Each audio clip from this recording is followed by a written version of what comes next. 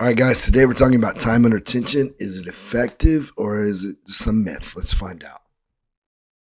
All right, what is time under tension? It's the total amount of time that the muscles are under tension during a particular set. So, for example, if you're doing squats, if you're doing an artificial 3-second eccentric, you're pausing at 1 second in the bottom and doing a 3-second concentric contraction for, say, 5 reps, it's a total of 35 seconds time under tension, assuming that you don't pause at the top like my man Caleb's doing here. The problems, though, hypertrophy requires maximum effort, maximum velocity. It requires that you get to near failure. Doesn't necessarily have to be failure, but near. And the barbell velocity needs to slow due to fatigue and not artificial slowing. And we'll take a closer look. The size principle. That requires the size principle states that low threshold motor units are recruited first. So if you're standing around or you're walking or me sitting here and keeping my torso upright, the body naturally recruits low threshold motor units. Now, if I have to go and pick up a huge rock in my yard, I have to call on the high threshold motor units. They're only recruited when there's a maximum effort required. So if you're doing submaximal loads, even though you're doing 3 seconds, 1 second, and 3-second tempo, you're still not using a maximum effort. So the body is not necessarily going to recruit the maximum amount of high threshold motor units. You can also refer back to the article and the video I did on the size principle for GymAware on gymaware.com. So also the other problem is the force velocity relationship, meaning that for the maximum amount of the myosin and actin cross bridges to occur, the velocity of the barbell repetition has to slow down to amount to where that can happen. However, if you're not getting, if you're not having a maximum effort, you're not going to recruit the high threshold motor units that will actually have the maximum amount of myosin and actin within those motor units. So because a motor unit, just to review, is the alpha motor neuron and all the muscle fibers that it innervates. And it's going to innervate the bigger ones with the faster twitch fibers, which is where the myosin and actin that you're after is going to be located. Is it a myth?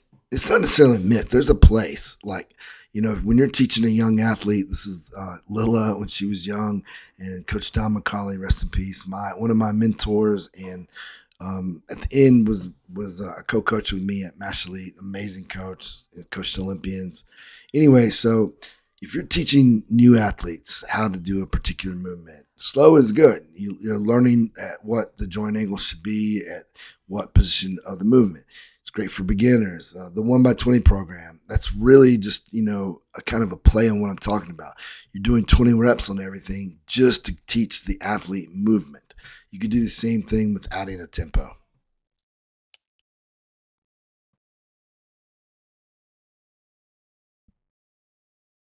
All right, here's a new way of looking at time under tension, because time under tension, just because of the way it was defined by the bodybuilders in the past, doesn't mean that's what we have to define now.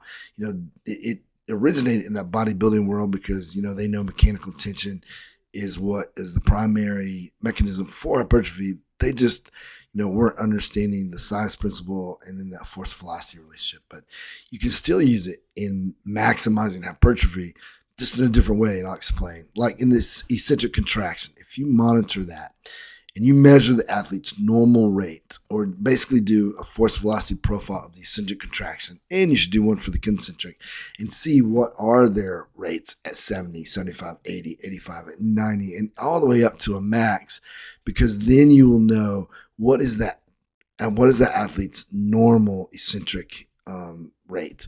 Then a fast rate is 1 to 2 seconds faster, and the heavier you go, the faster it gets. Remember, the eccentric velocity profile is the opposite of the concentric.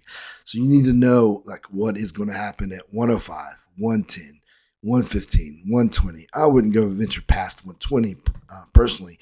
And then you can know how much faster is it than your normal. It doesn't want to veer past 1 to 2 seconds of your normal eccentric contraction, because anything past that, you're going at loads so heavy that the damage caused is not going to be worth it. It will delay your ability to, have frequent workouts. So total volume will inevitably be impaired. But just pairing, for strength and power, taking an eccentric contraction of 105 to 120% more than normal, paired with a concentric at 70 to 90% seems to be the best practices if you read Dr. Tim Suckelmel's work, which I've referenced at the end of this. And you can see this is what he's talking about is Ryan using the weight releasers. Here he's lowering 30 to 45 kilos, counting the weight releasers on the way down. So, which is 90 pounds. So it's a good solid 10% more than he's doing. He's doing 220 kilos here. So he's right around that 10% extra on the way down. And then best practices for stretch shortening cycle and elasticity is a little bit different. Because you still will elicit like fast twitch fibers. You're not going to get the hypertrophy, but you're still going to get a lot of athletic performance gains by using 15 to 25% of your body weight extra on the way down. For example, like a dumbbell jump. So you on the way down, you're holding dumbbells, you let go, you jump, and that's going to be the best practices for stretch shortening cycle, speed, and elasticity. Once again, you can read all of this in depth on the eccentric contractions on gymwear.com. I've already written about this. So use the eccentric velocity or rate to monitor. So you can do either or. Like I said, it goes in depth if you want to look back. So a little bit more on the eccentric contraction. 1 to 2 seconds faster than normal is plenty. Faster is most beneficial. When you're really focusing on going a load that's heavy enough to make it go 1 to 2 seconds faster on the way down, that's going to be the most beneficial for type 2 fibers, hypertrophy, tendons, elasticity, and improving rate of force development. If you want to monitor your improvements, though, seeing if you're getting 1 to 2 seconds slower on your specific eccentric contractions, say at 105 or 110%, if you're getting slower, that means you're stronger. It means you're lowering it at a slower rate because you're stronger. So that's a good way to test improvement, but not necessarily for training to advance your performance. Also want to monitor your concentric contraction as well.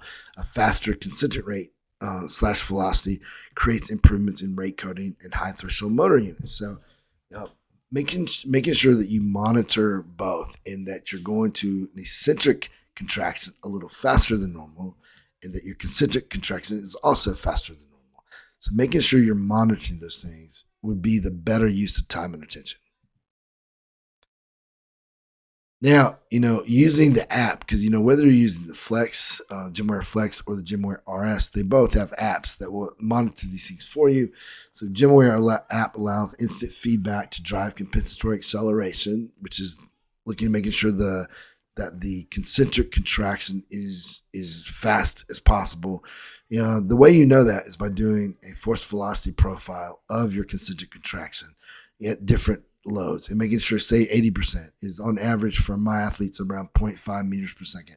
So if you tell an athlete 80% for 5 reps, trying to stay at or above 0.5 meters per second will help drive that compensatory acceleration that Fred Hatfield talked about, which recruits maximum high threshold motor units and improves rate coding and all the good things. So eccentric and concentric rates and or velocities are important to monitor.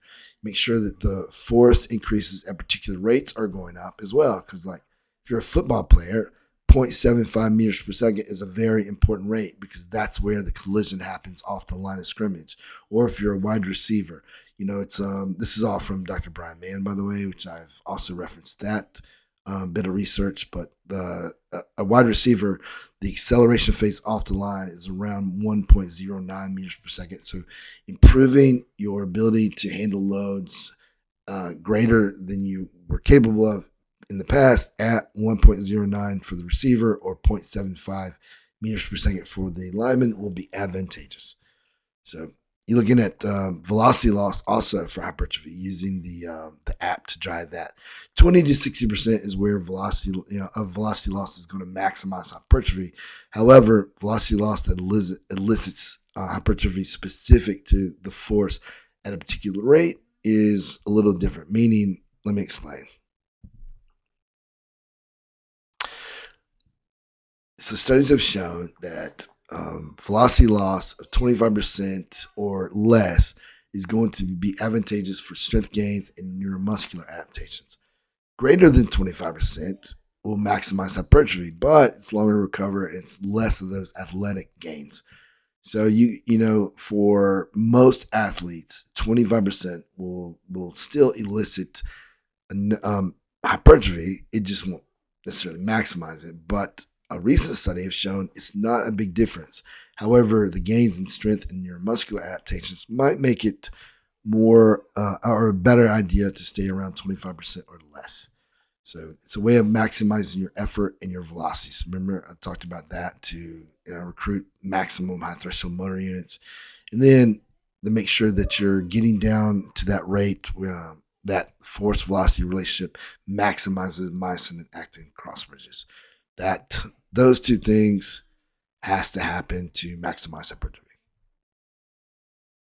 A lot of this work, by the way, if you read Chris Beardsley, he will go into much more detail about what it takes to maximize hypertrophy. So a little bit more on the app and driving hypertrophy. You want to monitor the eccentric and the concentric time or velocity. Your concentric velocity is important for maximizing effort and velocity, ensuring compensatory acceleration, rate coding, and max high threshold motor units. Also, you're going to maximize type 2 hypertrophy, power, and elasticity with the eccentric contractions that we talked about earlier. It appears that 10 to 20 sets per body part with hypertrophy stimulating reps, which is going to happen somewhere at 0.6 meters per second or slower to maximize the cross bridges and to recruit those high threshold motor units for a total of 50 to 100 of those hypertrophy stimulating reps.